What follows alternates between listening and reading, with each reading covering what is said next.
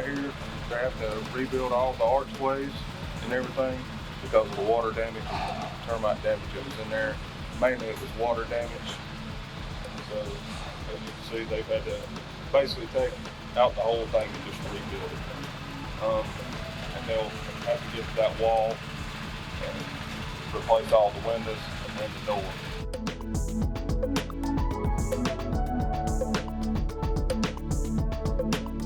Around here, you can see how they compared this corner, this whole side. They've actually started putting on the first coat of stucco now, and this will take 3 coats, and then the last coat, you kind of mix the paint in with it, so the paint will last like 30 years.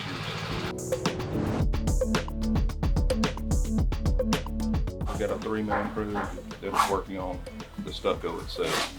The other guys, we've got a 3-man crew working on the framing from the water damage, and then we got 2 guys that are working on like the moisture barrier paint, the felt paper, and all the flashing over the windows and doors.